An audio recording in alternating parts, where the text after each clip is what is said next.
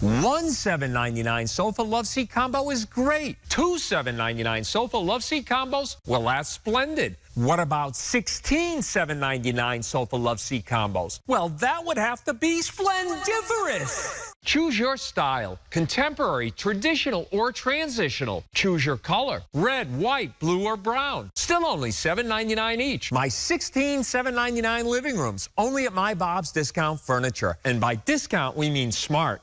Stop. If you've been hurt in a car accident, don't do anything until you talk to us first. After my car accident, the insurance company kept calling. So I said stop, and I called Lowry and Associates. Be careful. I was careful. I called Lowry and Associates first. Let's get going on your case right now. Lowry and Associates won for me $225,000. I'm Jim with Lowry and Associates. Call us. We win for you. Call 222-2222. We win for you. Today on an all-new Dr. Phil. Why does such a pretty girl have such a fiery temper? Your daughter, we know, is violent and physical. And you want to get up in her face and say, "What are you doing?" I hate myself so much. But if I kill myself, I know my family would be so hurt. So I just hurt myself so they wouldn't have to pay for a funeral. Let's do it. Show, everybody. Here we go. This is a safe place to talk about hard things. Stand by. We'll count you down. Today's going to be a changing day in your life. 5, 4. I am not giving up on you.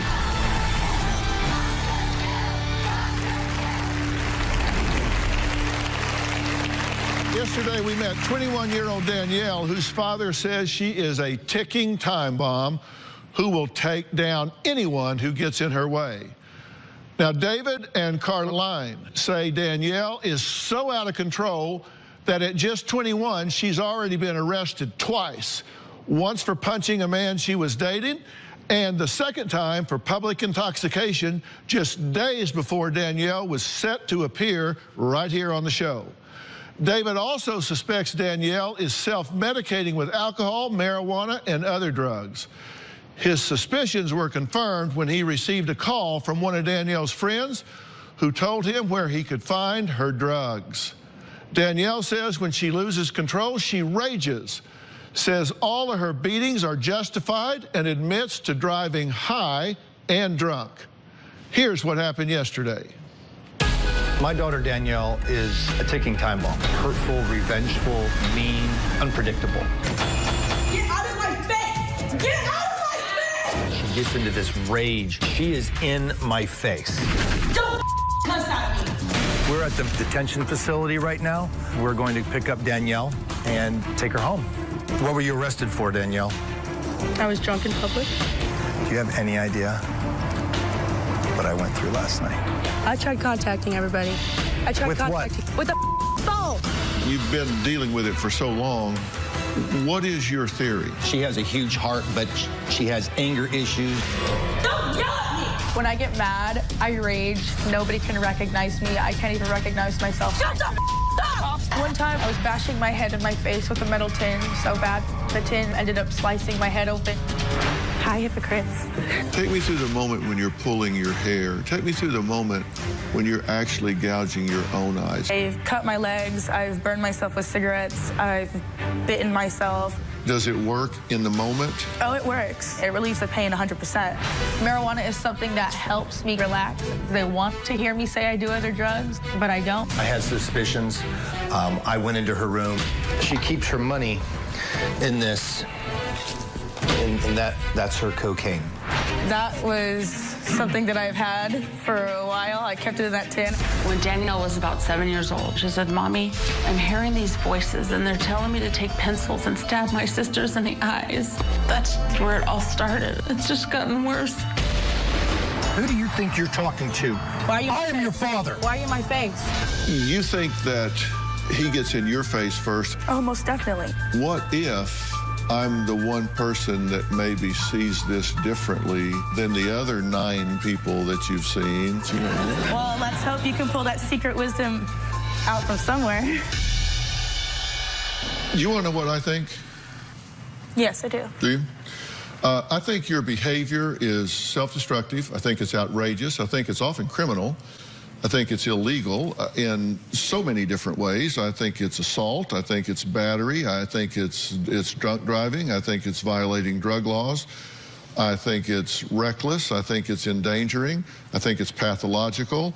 I think it is so many things that are absolutely outrageous, out of control, and over the top, and it absolutely has to stop.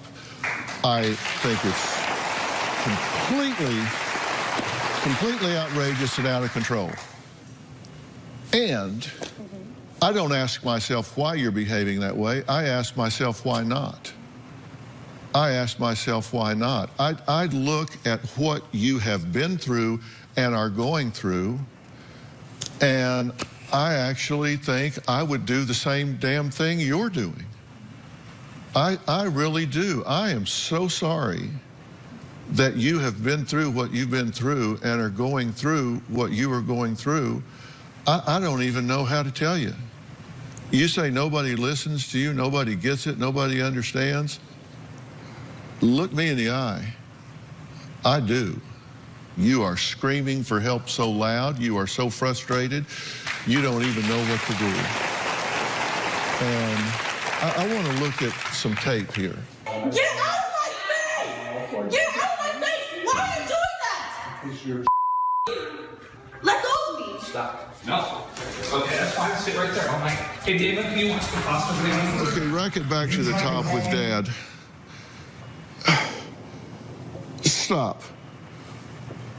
What in the hell are you doing?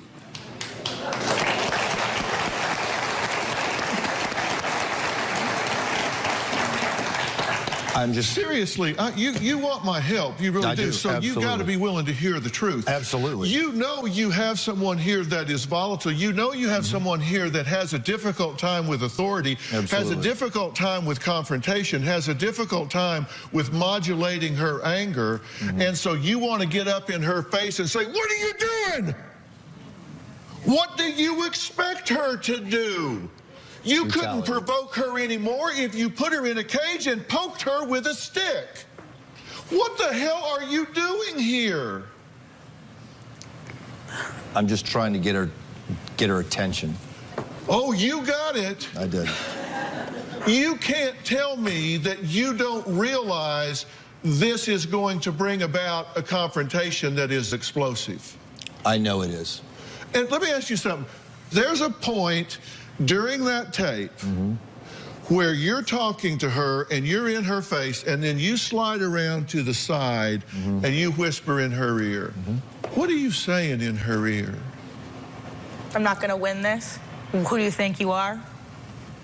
I tell her I love her sometimes. That's not what you told me that day. Sometimes I try to shock her with something to get a reaction out of me? Yeah, you sure did. Can I say something?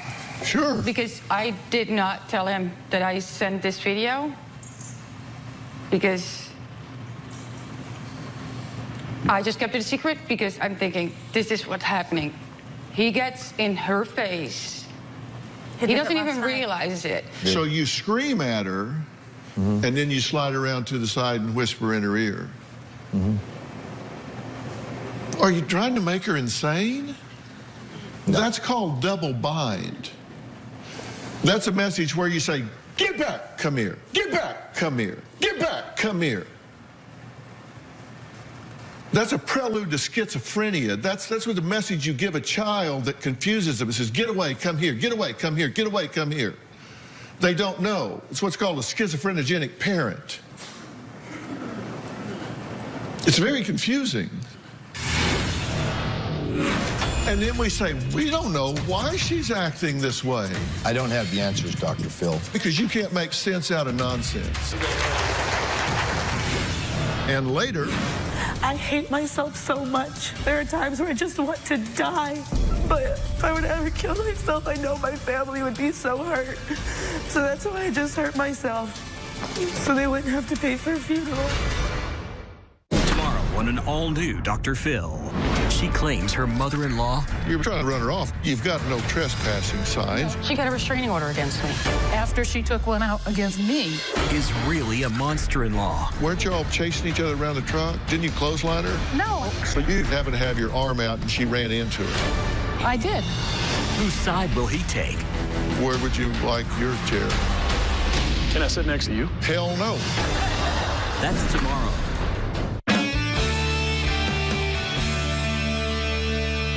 Now, okay, this is Josh, right? Yes. Okay, so, okay, you can stop that right there. So now we're going to have a wrestling match. We've got somebody that we know is volatile, violent, and physical, so we're going to engage in a wrestling match. Seriously? And then we say, we don't know why she's acting this way. We don't know why she's acting this way. And then we've got the clip of her in the van and up screaming and yelling in her face in the van. And then... I don't have the answers, Dr. Phil. There aren't any. You know why you don't have? Because you can't make sense out of nonsense. That's why you don't have any answers for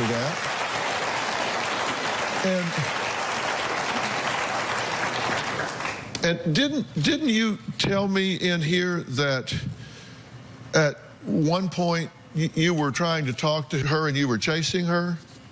Okay, you got your wrist slammed in the door. Yes. Yeah. This is after you're chasing her. No. Yes, when she ran out to when she ran out the door and I got my wrist slammed, then she was screaming down the street. I didn't want her to hurt herself, so I followed her, and then we ended up sitting on the curb, and I ended up talking her down and calming her down. And you were chasing her? Well, I was following her, yeah. Was she running? I don't remember if she was running. Was she eluding you? Getting away from you? Trying to escape you? That's what my parents have always told me. They say, Danielle, if you get mad, go on a walk. But then whenever I try to go on a walk, they both follow me, especially my dad. And I tell him, Dad, I need to go on a walk. I need to calm down. And he'll go, get your ass in this house. It's his favorite thing to do is snap at me like I'm a freaking dog. I don't have to ask you how that makes you feel. It gets me pissed. I don't like getting treated like one of his little Marines. I'm not a Marine. I'm a girl. I'm a daughter. I am his daughter. And he doesn't have to snap at me like that. Laura says the scariest moment was when Danielle was angry because she took her cell phone away. Danielle became irate, threw the cell phone against the wall and put a hole through it. When she chased after Danielle, she says Danielle slammed the door on her hand and almost broke it. Why would you chase an 18-year-old? Because I didn't want her to hurt herself running down the street. So you chase her into the street? Well, she was on the sidewalk. We live on a dead end. It was... Really? Mm-hmm. I care about my daughter. Does it seem reasonable that you guys are engaging in this kind of physical antics here? At that point, right there. So you're here to defend this? No. You're not here to change this. No, I'm definitely here to change this. You're parenting correctly. You're here to defend it. I'm not here to defend it. Then what are you doing right now? I'm trying to tell you. When that happened, it was at the very beginning of her massive downward spiral. No, it wasn't. When she was 18? No, it wasn't. This massive downward spiral started a long time before that. And it wasn't your fault. And it wasn't your fault. This started a long time ago. You guys have just been trying to manage it and you didn't know how to do it. That's true. Very true. This isn't about placing blame. It's about figuring out responsibility and what to do. Absolutely. You are a loving and caring mother. I'm not trying to say you're not. This started a long time ago. You just got in over your head really fast. Started when she was 7. It started to show itself at 7. It started even before that. Yeah. I would agree. Is there something deeper going on here with Danielle? You damn right there is. And It's multifaceted. One element of it is so traumatic, she just cannot get past it, and I wouldn't be able to either. We're going to talk about that next, because it's time. It's this girl's turn. It's time for her to have a voice. We'll be right back.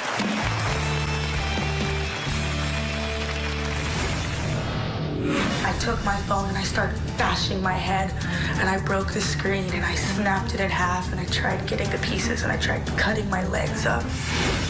And later, what if this is the day that you can find your way back? I hate myself, Dr. Phil. I hate myself.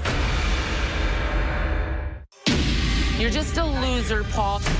You're the failure of a parent. You're the failure of a parent. Why are you dating a 14-year-old child? That's a fourth-degree felony. You have no job. You are living in the car. I have 2 vehicles. Does the other one have a windshield? My stepdad is guilty of molesting me and my sisters.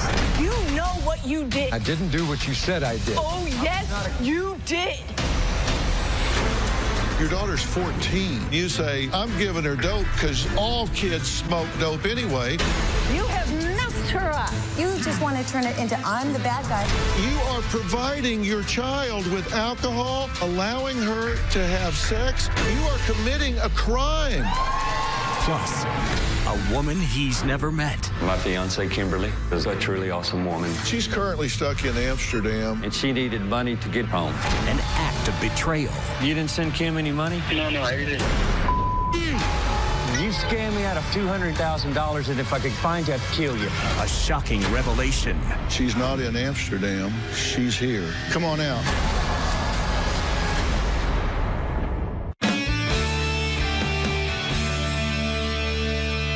I'm back with David and Laura and their daughter, Danielle, and Caroline, who actually wrote in. And I hope the day comes when you thank her very much for reaching out and getting you this help.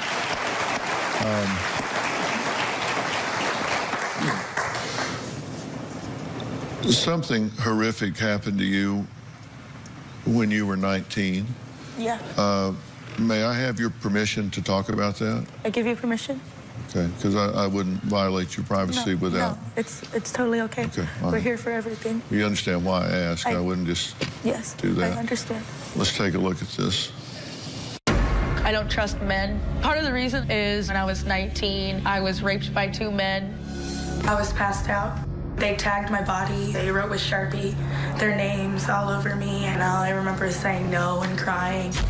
I never really got help for it. I reported it to the police. My father went with me, and then they told me, sorry, we can't help you. Not in our district. Get help elsewhere.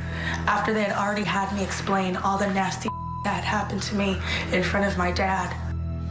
Once they said that to me, I took my phone and I started bashing my head, and I broke the screen and I snapped it in half, and I tried getting the pieces and I tried cutting my legs up.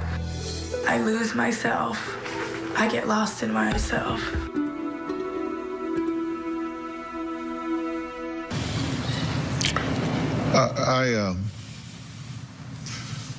On behalf of the adult generation, the mental health profession,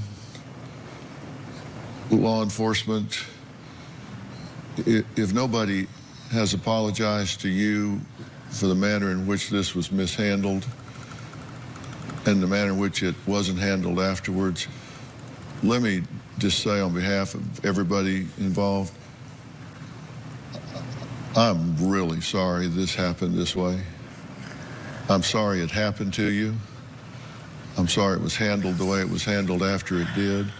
And I'm sorry the right steps haven't been taken since it did happen, but that's going to change today.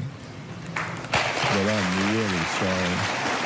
I'm really sorry. Okay?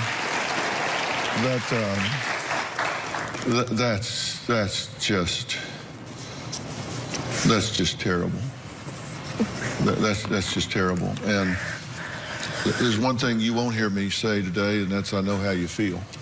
Because if you haven't been through what you've been through, to be violated in that way, to have your your body violated, have them write on you and file you in that way, and then to be made to recount that in front of your father. I'm sorry you had to hear all of that. I know you wanted to kill somebody when that happened, but to have to do that, and you sit there and hear that, and then they say, oh, well, not our district, can't help you.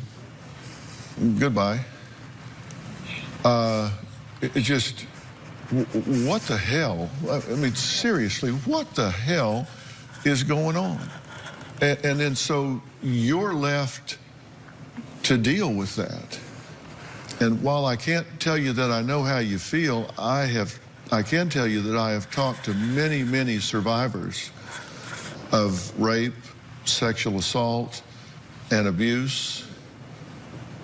And I know that one of the reactions is a sense of helplessness and powerlessness and rage and devaluation, that they tend to begin to self-medicate to kill the pain. There's a high incidence of cutting and the things that you're doing, of high incidence of beginning to take high-risk behaviors because there's a devaluation, like I don't care what happens to me.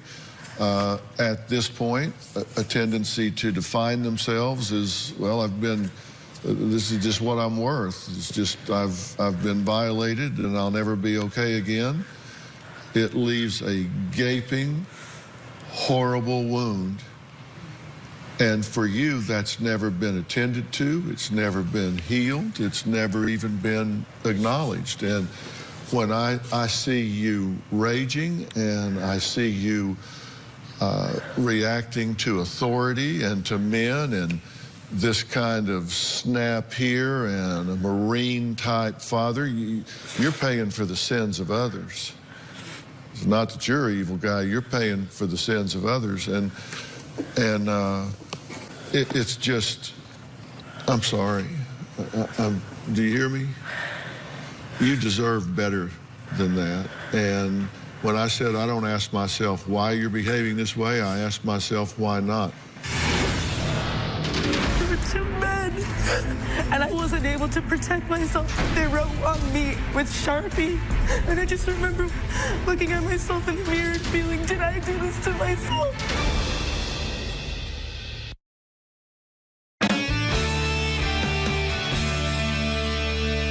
You can think about that for 10 seconds and you're right back there, aren't you? I have nightmares about it sometimes. And it sucks because I feel helpless and I feel like I can't move. And I've taken so many years of martial arts just to feel helpless. I've taken years. I've taken Taekwondo, I've taken karate, I've taken Kung Fu. And I still wasn't able to protect myself in that situation, and it breaks my heart because I couldn't even do anything. They were too strong. At the same time, there were two men, and they tagged my body everywhere. They tagged everything. They wrote on me with Sharpie. They wrote their names. And I just remember waking up and looking at myself in the mirror and feeling, did I do this to myself? And thinking, how did I let this happen? How am I going to tell my dad? How am I going to tell my boyfriend? Did I just cheat on my boyfriend? Is this my fault because I came? Is it my fault because I drank? Is it my fault because I trusted somebody and I don't trust anyone anymore? And it sucks because I want to. I want to so bad. But at the same time, I don't. I hate everybody. I hate myself. There are times where I just want to die. There are times where I just want to stop breathing. Times where I just want to kill myself. But I said if I would ever kill myself, I know my family would be so hurt. So that's why I just hurt myself.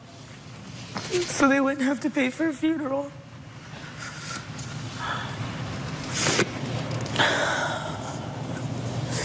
I hate men. That's one of the reasons I became a dancer, so I can manipulate them and use them and take their money. I hate them. And it sucks because I don't want to hate my dad. And I don't want to hate Josh. And I want to be able to have friends. But I can't trust anybody anymore. I can't even trust myself.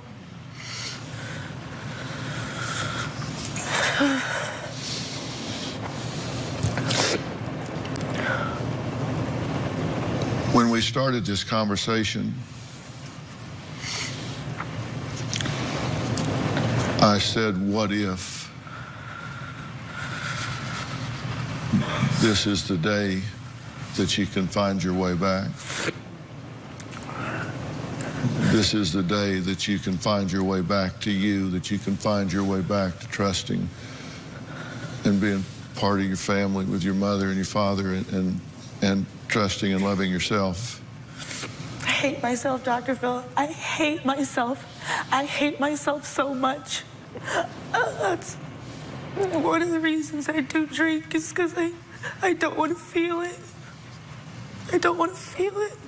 I'd rather get away. I'd rather run away from the pain or the anger or the sadness. I'd rather run away. And I even taught myself sometimes to just completely block it out of my head. And that coping skill has got me nowhere.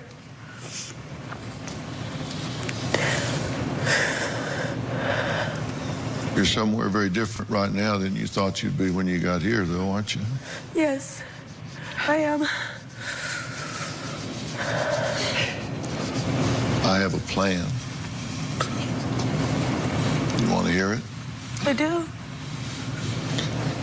So where does this lovely young girl go from here? Where does this young woman go? Where does this family go? I'm going to tell them with great specificity after break.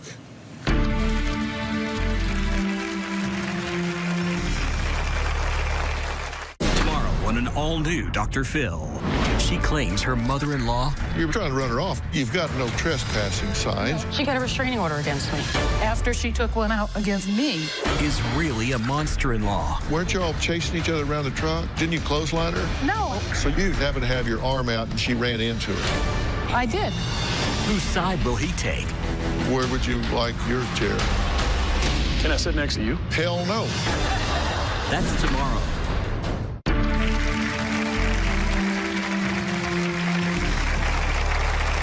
Talking to 21-year-old Danielle, who has been arrested twice, drinks and smokes marijuana while driving, and beats up anyone who makes her mad.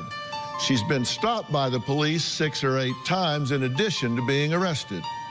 She says she's been diagnosed with ADHD, depression, anxiety, bipolar disorder, and told she is OCD. Danielle says all she wants is to be treated like a normal person, even though she admits she certainly doesn't act like one. Ever since I was a child, I feel like I've been treated differently because of the medications I've had to take, the therapy sessions I've had to go to.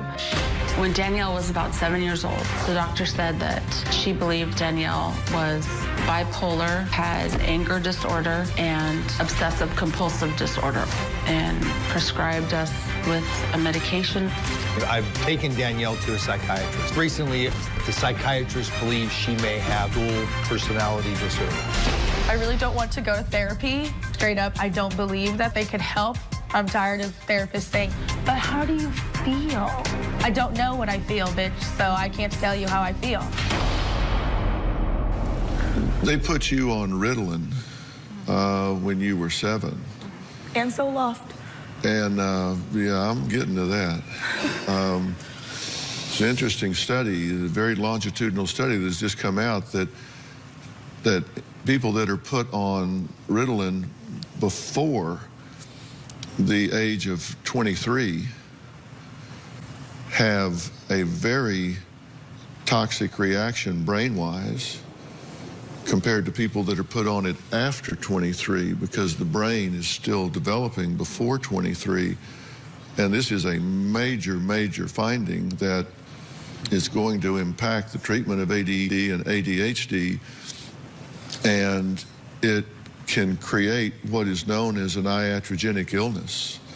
And an iatrogenic illness is an illness that is made worse the results of the adverse effects of diagnostic and treatment process, which means it's made worse by the treatment. You have something wrong, and the treatment makes what's wrong worse than it was before you treated it. And so the fact that you haven't gotten better across time, you say that you're hearing voices at age 7, and so they treat you for ADHD? They always told me I just had an overactive imagination. Well, seriously? You're hearing voices and they treat you for ADHD? Where'd they get their degree at Sears?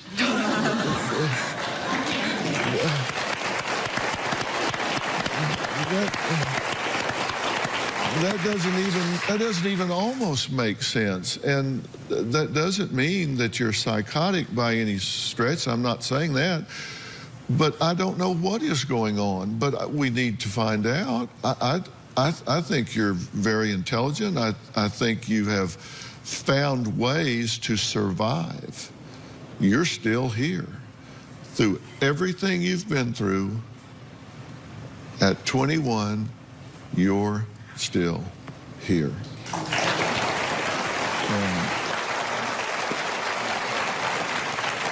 Before appearing on the show, we ask every guest what question they have for me. Danielle's question was, how is Dr. Phil different from everyone else I've seen in the past? Well, hopefully I can show her the answer to that question when we come back.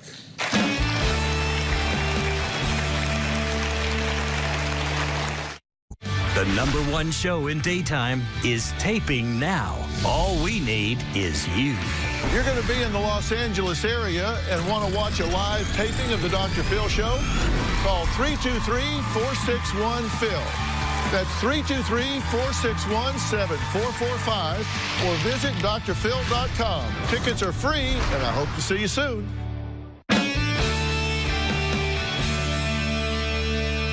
I'm back talking to Danielle and 3 people here that care a lot about her in spite of her conduct, and I said something you didn't expect to hear today, which was that I'm on your side. I get it. I said, I don't judge your behavior. I don't ask myself why you're doing what you're doing. I ask myself, why not? I would do that and more. Hell, I totally get it. What I want you to do is not feel like you need to do that and have different ways to express yourself. And part of this is a matter of some bad parenting. You do the best you know how to do at the time, right? Absolutely. And you're a Marine and a very successful Marine. And by the way, thank you for your service.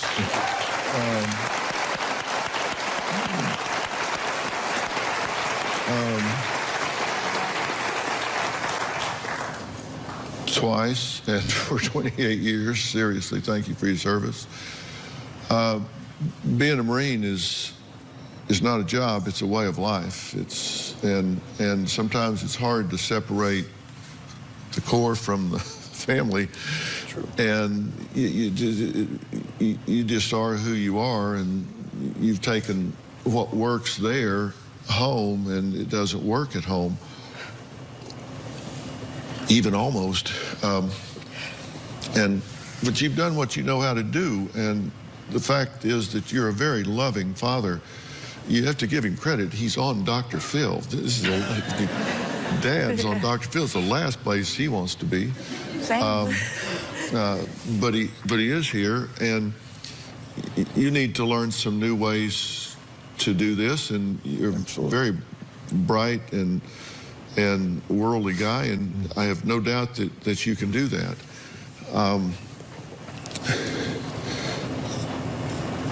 You are a wounded soul. You can't continue to experience this helplessness and this rage. There is very specialized treatment available for survivors of rape and sexual assault. It's not your average on-the-corner psychologist. There are people that specialize in this. It's a very unique, specialized treatment, and you will be astounded at how it can change the way you feel about you and how you can feel about trusting yourself and how you can heal from the pain that you feel. This is T.J. Howard right here, and T.J. Howard is the Director of Operations for Origins Behavioral Healthcare, and they're located on South Padre Island. It is a very sophisticated, gender-specific, age-specific treatment program for men and women that is what's called a dual diagnosis treatment center. If you've been self-medicating, they deal with that, but they deal with all of the other things also, and they will deal with the very specialized care that you need as a survivor of what you've been through with the rape and sexual assault. And this is something that I want you to call time out. I want you to put yourself in the shop. You don't have to do it. I want you to do it, and I want you to stay there until you get it right, but it's totally up to you. You can leave anytime you want. You don't have to go if you don't want to, and you have problems with trust. But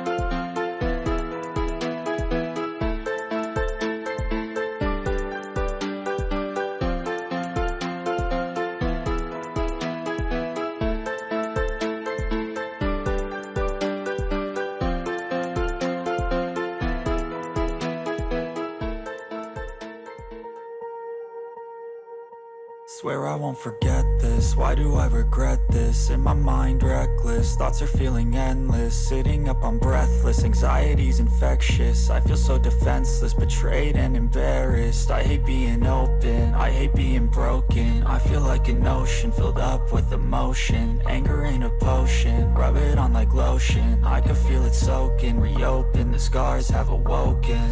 I can't move on till I let go. I feel so lost, never at home. Need to be strong, every breath hold. Cause I can't move on till I let go. I can't move on till I let go. I feel so lost, never at home. Need to be strong, every breath hold. Cause I can't move on till I let go.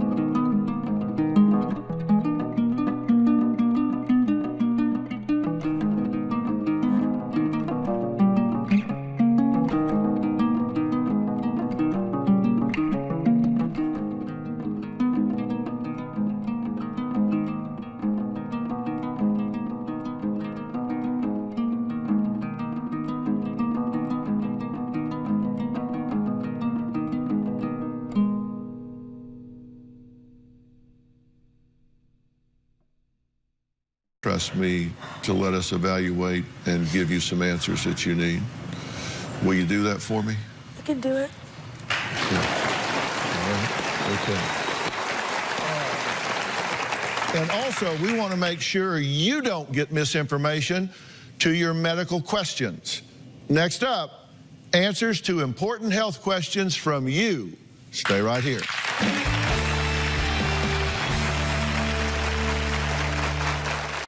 Well, we're coming to my favorite segment. It's time to Ask the Doctors with my very good friend, Dr. Frida Lewis Hall, Pfizer's Chief Medical Officer. So welcome. Let's just jump right in, okay? Our first question is from Jessica about her young son. So, hi, Jessica. What is your question? My son just started kindergarten, and I'm so afraid he's going to come home with the flu or some other health issue. What can I do to protect him and not worry myself sick? Well, I get that. I remember when our sons, Jay and Jordan, started school, Robin and I had the same worries because these kids are like little petri dishes, right? What advice do you have for Jessica and other parents? Well, first of all, let me say, Jessica, I understand as a mother, but as a doctor, I knew that I had a way to help protect my children, and that was to make sure that they were receiving their immunizations. So getting their vaccinations was very important. So, Jessica, the Centers for Disease Control and Prevention recommend an immunization schedule for children that includes protection for up to 14 diseases. And they include measles and whooping cough. Right. Now, I mentioned those two because there was a time that we thought that whooping cough and measles was largely under control. But they're really resurfacing now as a result of lack of vaccinations. So the CDC also recommends that everyone 6 months of age and older receive a seasonal flu shot. That young, 6 months or older, okay. So it's important to think about vaccinations as a base. And then there are a whole list of other things. The first thing is, I guess, what our mothers told us, which is wash your hands often with soap and water. And if a sink isn't available and they can't do that, they can use an alcohol-based hand sanitizer as directed. Do these things work that are on the wall? The things that are on the wall, okay. You can... Those do help. Exactly. Okay. And so you want to teach your son, you know, how to do that when you're not watching or telling, right? So make sure that he knows that. Also make sure he knows how to avoid contact with people who might be sick, like what to share and what not to share, how to know when people might be ill, because that's important. You want to make sure that if he's sick, you're keeping him home so that he's not endangering others, so you want to protect others as well. And also, just kind of some simple things with cough and cold. So if you're coughing, cover your mouth with a tissue in it. And if you don't have one, use that elbow, right, the inside of your elbow, to protect yourself and to others. And this one is really hard because it's a habit most people don't realize, and that is help teach your son how to keep his hands out of his eyes, his nose, and his mouth, because that's one of the ways that those germs get inside. That is good advice for parents and children, because usually when a child brings something home, the first people to get sick are us. So, Jessica, thank you for your question. Now, next, we have a video from Wade here in Los Angeles. Let's see his question. Hi, doctors. My name is Wade, and I have a question. My job requires me to work long hours and late nights. So what I want to know is, how do I find balance, and can working like that affect my health? Oh, man, I'm feeling a little crowded on this one. I think this is a common question for many people, me included. So, Dr. Frida, can you give us the latest on how working long hours does affect health? I mean, we know it's not good, but give us the scoop. Well, you know, it's interesting. We're hearing this question more and more as people are pushed to work longer and harder. So as more people are doing that, this question is coming up. And we know now from studies that lack of sleep, for example, does put you at risk for long-term health consequences. And that includes things like diabetes, obesity, high blood pressure, and heart disease, as well as depression, anxiety, and mental distress. A recent study in the European Heart Journal indicates that people who work 55 hours or more a week may be at greater risk for developing atrial fibrillation. Now, that's an irregular heart rhythm that's linked to stroke and other health problems. And that's compared to people who work 40 hours or less a week. So just the long hours themselves can really be a problem. Yeah. Does Robin have her arms crossed, and is she looking at me like this out there? Okay. Pretty much. Yeah, pretty much. Okay.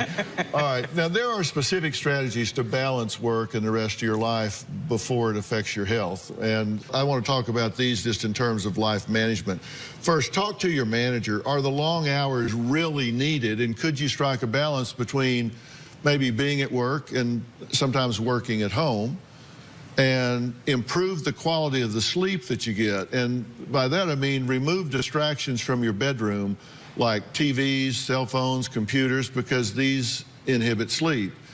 And regular exercise and healthy diet really do improve the quality of your sleep. Relaxation techniques such as meditation, yoga, deep breathing exercises may improve both the quality of your waking hours and the quality of your sleep. So just those simple things can add up and aggregate to make a big difference. So Wade, thank you for your great question. And remember, your health always comes first. For more information on these topics and a whole lot more, everyone must check out your website, gethealthystayhealthy.com. Absolutely. And while you're there, you can sign up for our newsletter, and that way you can get answers to your everyday health questions come to you. Yeah, and let me tell you, that newsletter, it is really informative. This is a great website. Okay, I want to thank all of my guests today, especially Dr. Frida Lewis Hall. It is so good for you to come. I love being here. Thank you so much. All right. Thanks so much.